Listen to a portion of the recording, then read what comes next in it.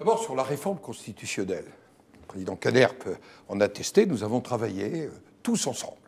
Et nous avons fait 40 propositions.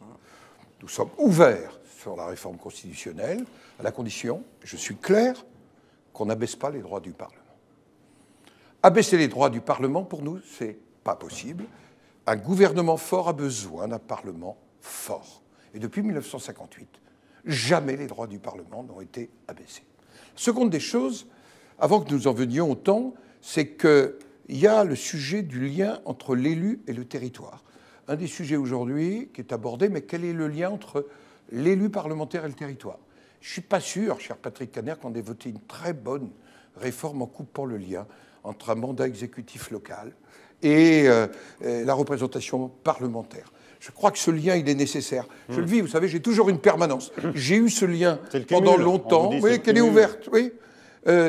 Presque tous les jours. Le dimanche, qu'elle n'est pas ouverte. Eh bien, ce lien, il m'apparaît important. Alors, sur la temporalité, qui est votre question. Cette temporalité, d'abord, ça veut dire un agenda du gouvernement qui n'arrête pas d'empiler les textes les uns sur les autres.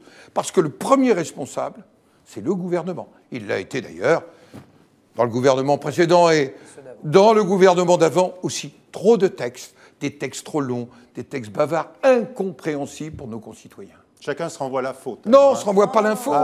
C'est la réalité.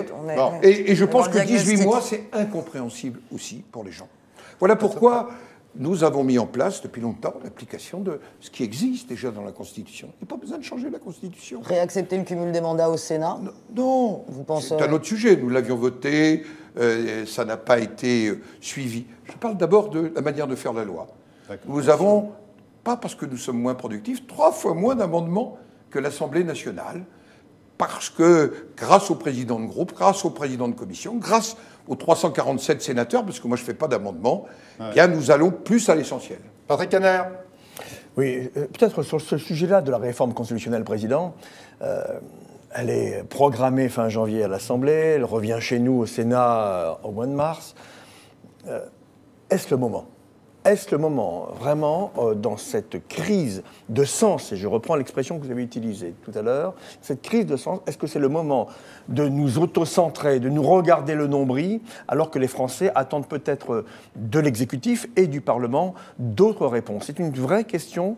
Peut-on, de manière sereine, travailler sur cette réforme constitutionnelle?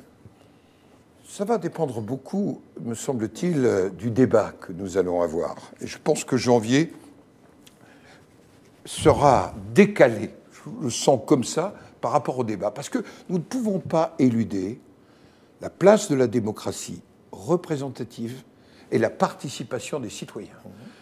Nous avons évoqué ce matin, c'était le président des maires de France, François Baroin, le rôle des conseils de quartier dans les communes. Je prends cet exemple parce que je l'ai expérimenté avant la loi. Loi 2002, oui. Lionel Jospin. Oui. C'est vrai. Et que j'avais expérimenté, moi, 5 ans avant. C'est un lieu de débat où des citoyens, choisis par d'autres citoyens, c'était comme ça dans la bonne ville de Rambouillet, eh bien, nous nous retrouvions à peu près avec le même rythme que les conseils municipaux. Pour dialoguer pas simplement du quartier, mais aussi des grands enjeux. Vous êtes tous d'accord, là? Pour comprendre l'intercommunalité. Olivier Grégoire, là, vous êtes d'accord là aussi. Et je pense que c'est un sujet sur lequel il va falloir que nous travaillions les uns et les autres. Et je ne vous cache pas que je saisirai le groupe de travail du Sénat, le moment venu,